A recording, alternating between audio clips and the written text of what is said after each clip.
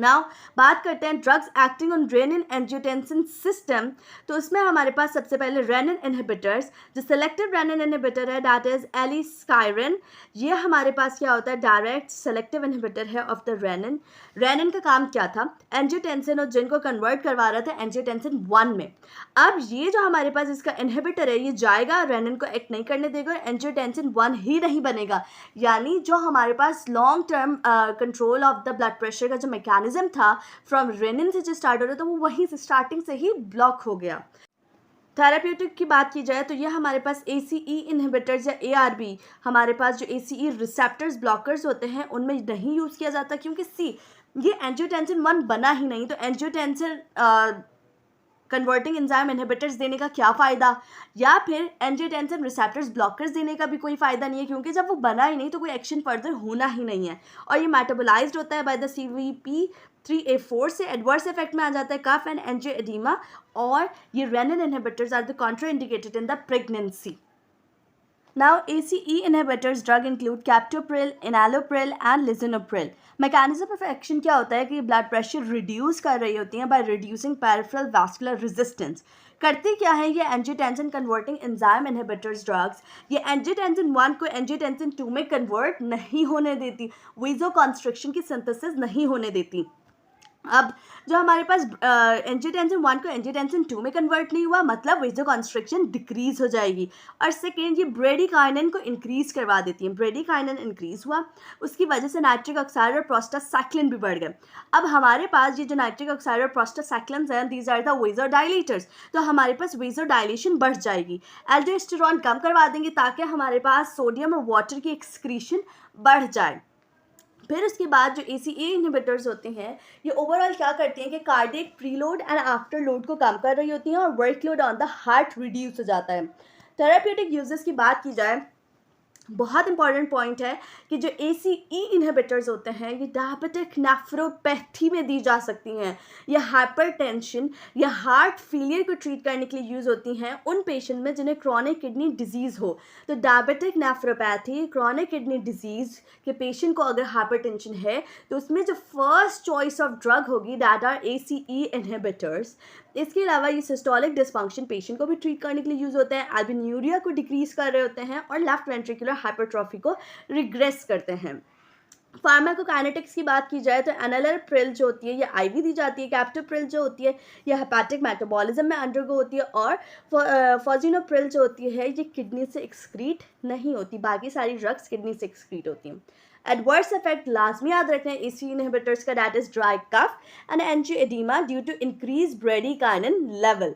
इसके अलावा पोटेशियम की मॉनिटरिंग बहुत इंपॉर्टेंट है इसमें, क्योंकि बहुत ज़्यादा चांसेस होते हैं कि पोटेशियम लो हो जाए, तो इसलिए पोटेशियम सप्लीमेंट्स दी जाए, उनमें पोटेशियम स्पेयरिंग डायूरेटिक्स दी जाए, मगर बहुत एहतियातन मॉनिटरिंग भी की जाए साथ साथ, ताकि हाइपरकैलेमिया ही ना हो जाए। पता चले एक हाइपरटेंशन को ट्रीट करते करते हाइपरकैलेमिया हो गया और उसकी वजह से एडवर्स इफेक्ट प्रोड्यूस हो रहे हैं, और इसमें सिर्फ कैरेटिनिन लेवल्स को भी ज़रूर मॉनिटर किया जाता है। अब हमारे पास जो ACE इनहिबिटर्स होते हैं ये हमारे पास फीटल मैलफॉर्मेशन कॉज करवा रहे होते हैं और इसी वजह से ये प्रेग्नेंट वुमेन में कॉन्ट्रा इंडिकेटेड होते हैं। नेक्स्ट बात करते हैं एंजियोटेंसिन 2 रिसेप्टर ब्लॉकर्स की। अब इसमें हमारे पास दो ड्रग्स हैं दैट आर लॉजर्टेन एंड आइरबेजरटेन। ये जो होते हैं ये रिसेप्टर्स पे एंजियोटेंसिन 2 को बाइंड होने से ब्लॉक कर रहे होते हैं, कॉम्पिटिटिव इनहिबिटर्स होते हैं। एंजियोटेंसिन 2 को रिसेप्टर से बाइंड नहीं होने देते और इसकी वजह से एक्टिवेशन ऑफ द रिसेप्टर्स होती नहीं है। अब एट द एंड हमारे पास क्या होता है, आर्ट्रियोलर एंड वीनस डायलेशन प्रोड्यूस होती है, जो हमारे पास एल्डोस्टेरॉन सिक्रीशन होनी थी वो नहीं होगी और इसकी वजह से क्या होगा, ब्लड प्रेशर रिड्यूस्ड हो जाएगा और सॉल्ट एंड वाटर रिटेंशन भी नहीं हो पाएगी क्योंकि एल्डोस्टेरॉन की सिक्रीशन नहीं हुई। थेराप्यूटिक यूज़ की बात की जाए तो ये फर्स्ट लाइन ऑफ एजेंट्स होते हैं हाइपरटेंशन उन लोगों में जिनको डायबिटीज़ हो, हार्ट फेलियर या क्रॉनिक किडनी डिजीज़ हो। फिर एडवर्स इफेक्ट की बात की जाए तो angioedema and cough and contraindicated in pregnancy. अभी तक मैंने आपको जितने भी रेनिन एंजियोटेंसिन एल्डोस्टेरॉन सिस्टम के जितने भी ब्लॉकर्स बताए हैं उन सब में जो एडवर्स इफेक्ट है that are common angioedema and cough, और जो मोस्ट प्रोमिनेंट होते हैं इन द ACE इनहिबिटर्स, और ये सारी ड्रग्स कॉन्ट्राइंडिकेटेड होती हैं इन प्रेगनेंसी। और इनका मोस्ट इंपॉर्टेंट रोल किस में होता है, hypertension associated with chronic kidney disease और डायबिटिक नेफ्रोपैथी। यहाँ तक हमने रेनिन एंजियोटेंसिन एल्डोस्टेरॉन सिस्टम पर एक्टिंग जितने भी ब्लॉकर्स हैं उनकी बात कर ली। एंटी हाइपरटेंसिव ड्रग्स में अब हम नेक्स्ट बात करने जा रहे हैं कैल्शियम चैनल ब्लॉकर्स की। तो अब होता है क्या है कि जो हमारे पास इंट्रासेलुलर कैल्शियम होता है वो रोल प्ले करता है in the contraction of the smooth muscles and cardiac muscles of the heart में। उनकी कॉन्ट्रैक्शन कॉज करवा रहा होता है, उनकी टोन मेंटेन कर रहा होता है। अब जो हमारे पास कैल्शियम चैनल ब्लॉकर्स होते हैं इनका मैकेनिज्म ऑफ एक्शन क्या होता है कि ये जाते हैं L type calcium channels in the heart and blood vessel से जाके बाइंड हो जाते हैं, inward movement of the calcium को नहीं होने देते हैं और उसकी वजह से क्या होता है कि जो वेस्कुलर स्मूथ मसल्स होते हैं वो रिलैक्स हो जाते हैं इन the arteries and in the heart. और ये जो कैल्शियम चैनल ब्लॉकर्स होते हैं ये हमारे पास वीन्स पे कोई इफेक्ट प्रोड्यूस नहीं करते, उनकी कोई डायलेशन नहीं करते। तो हमारे पास कैल्शियम चैनल ब्लॉकर्स क्या एक्ट करते हैं कि ये स्मूथ मसल्स रिलैक्सिंग की तरह काम करते हैं। अब कैल्शियम चैनल ब्लॉकर्स को मैंने डिवाइड किया हुआ है इनटू 3 फॉर्म्स, जिसमें हमारे पास डाइपेन एल्काइल अमाइंस, बेंजोथाइजिपाइन एंड डाइहाइड्रोपायरिडीनेज। जब सबसे पहले बात करते हैं वेरापेमिल की, तो ये हमारे पास इफेक्ट प्रोड्यूस कर रहा होता है on the cardiac muscles and the vascular smooth muscles. ये एंजाइना सुप्रावेंट्रिकुलर टैकीआर्रिथमियाज को ट्रीट करने के लिए यूज़ हो रहा होता है और माइग्रेन और क्लस्टर हेडेक्स को प्रिवेंट करने के लिए यूज़ होता है। यहाँ पर एक बहुत इंपॉर्टेंट बात आपने याद करनी है कि ये हमारे पास एडवर्स इफेक्ट प्रोड्यूस करता है of the first degree atrioventricular block and constipation. Next बात करते हैं बेंजोथाइजिपाइन की, दैट इज डिलिटियाज़ैम, जो कि हमारे पास कार्डियक और वेस्कुलर स्मूथ मसल्स को रिलैक्स करने का काम करता है। इसके एडवर्स इफेक्ट में आ जाता है डिजीनेस, हेडेक, फटीग, और ये हमारे पास तीनों क्यों प्रोड्यूस हो रहे होते हैं due to decrease blood pressure, peripheral oedema और जिंजाइवल हाइपरप्लेजिया हो रहा होता है इसमें एज ए एडवर्स इफेक्ट। फिर बात करते हैं डाइहाइड्रोपायरिडीनेज की, जिसमें आ जाता है नेफिडिपाइन, एमोलिडिपाइन एंड पिलोडिपाइन। ये क्या करते हैं कि ये वेस्कुलर कैल्शियम चैनल्स को बहुत ज़्यादा, इनका इफेक्ट किस पे ज़्यादा प्रोड्यूस हो रहा होता है, वेसल्स पे, वेसल्स की वेजोडाइलेशन के लिए रिस्पॉन्सिबल होते हैं। थेराप्यूटिक यूज़ की बात की जाए तो ये हाइपरटेंसिव पेशेंट्स में यूज़ हो सकते हैं, उनमें जिनको एस्थमा हो, डायबिटीज़ हो या कोई पेरिफेरल वैस्कुलर डिजीज़ हो। और डिलिटियाज़ैम एंड वेरापेमिल जो होता है ये एट्रियल फिब्रिलेशन को ट्रीट करने के लिए भी यूज़ होते हैं। नेक्स्ट बात कर रहे हैं सेंट्रली एक्टिंग एड्रेनर्जिक ड्रग्स की, तो डैट इंक्लूड कोलिनिडाइन। ये हमारे पास सेंट्रली अल्फा 2 एगोनिस्ट की तरह काम करता है। ये क्या करता है, sympathetic outflow from the sympathetic vasomotor systems को रिड्यूस करवा रहा होता है। सिंपैथेटिक स्टिमुलेशन जो जाती है ना टू द पेरिफेरी वो रिड्यूस हो जाती है, जिसकी वजह से क्या होता है कि पेरिफेरल रेजिस्टेंस भी कम हो जाती है और ब्लड प्रेशर भी डिक्रीज हो जाता है। क्लोनिडाइन जो होता है ये रीनल ब्लड फ्लो या जीएफआर वगैरह को कुछ भी नहीं करता। हाँ, ये यूजफुल होता है in the treatment of hypertension that is complicated due to the renal disease, उसमें ये रोल ज़रूर प्ले करता है, बट इसका रीनल ब्लड फ्लो पर कोई इफेक्ट प्रोड्यूस नहीं होता।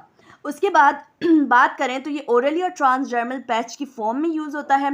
एडवर्स इफेक्ट में सेडेशन आ जाता है, dry mouth and constipation, rebound hypertension इसमें भी मिलती है। लास्ट वीडियो में हमने बात की थी किस में मिलती है, बीटा एड्रेनर्जिक एंटागोनिस्ट में, और अब यहाँ पर मिल रही है rebound hypertension due to abrupt withdrawal.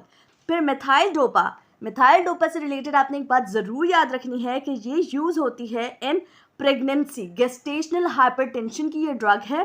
करती क्या है, ये भी अल्फा 2 एगोनिस्ट है जो कि क्या करती है, कन्वर्ट होती है इनटू मिथाइल नॉरएपिनेफ्रिन सेंट्रली, ताकि ये adrenergic outflow from the CNS को रिड्यूस कर सके। इसके जो एडवर्स इफेक्ट है that include sedation and drowsiness.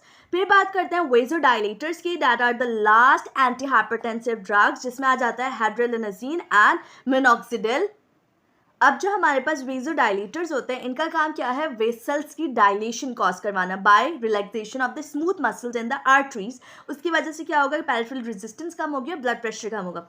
ये है इसका वो एक्शन जो हम चाहते हैं। जब हम वेजोडाइलेटर देते हैं तो हमें सिर्फ यही चाहिए होता है कि स्मूथ मसल्स की रिलैक्सेशन और ब्लड प्रेशर कम हो जाए, मगर इसके ये जो 2 और 3 मैंने लिखे हुए हैं ये वो इफेक्ट हैं जो कि ये प्रोड्यूस करवाते हैं जो कि हम नहीं चाहते, जिसमें है कि ये रिफ्लेक्स स्टिमुलेशन करवाता है, हार्ट की कॉन्ट्रैक्शन बढ़ाता है, हार्ट रेट बढ़ाता है, ऑक्सीजन कंजम्पशन बढ़ाता है, एंजाइना कॉज करवा सकता है, इतना सिवियर एडवर्स इफेक्ट। और दूसरा ये रेनिन कंसंट्रेशन बढ़ा के क्या करवाता है, सोडियम और वाटर की रिटेंशन को बढ़ा देता है।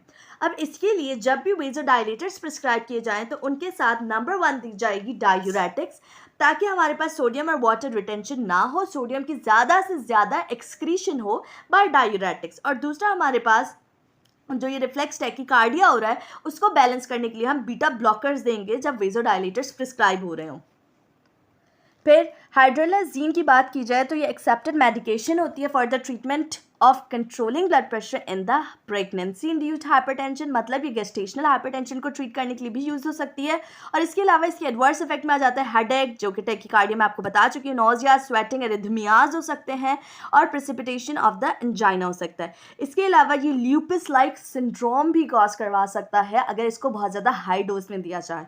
और मिनॉक्सिडिल की बात की जाए तो ये हाइपरट्राइकोसिस कॉज करवाता है, मतलब ये ग्रोथ ऑफ हेयर्स इंक्रीज करवा देता है। फिर मैंने जो आपको लास्ट वीडियो में कहा था कि मैं अर्जेंसी, इमरजेंसी और रेजिस्टेंस हाइपरटेंशन के बीच में आपको डिफरेंस ज़रूर बताऊंगी। तो हाइपरटेंसिव अर्जेंसी क्या है कि सिवियर ब्लड प्रेशर हो, दैट इज़ 180/120 mmHg, इतना एक्सट्रीम ब्लड प्रेशर जा रहा हो लेकिन इसमें कोई ऑर्गन डैमेज ना मिल रहा हो, तो दैट इज़ अर्जेंसी। इमरजेंसी क्या है कि जब हमारे पास ब्लड प्रेशर भी इतना बढ़ा हुआ है और साथ साथ कोई ऑर्गन डैमेज भी हो रहा है, जैसे स्ट्रोक और एमआई में होता है, तो that comes in under the heading of emergency. और इसमें जो हम ड्रग्स देते हैं that is calcium channel blockers, clevidipine, adrenergic antagonist, labetalol, nitric oxide vasodilators, nitroglycerin, vasodilator, hydralazine and dopamine agonist, fenoldopam. ये वो ड्रग्स होती हैं जो कि हाइपरटेंसिव इमरजेंसी में दी जाती हैं।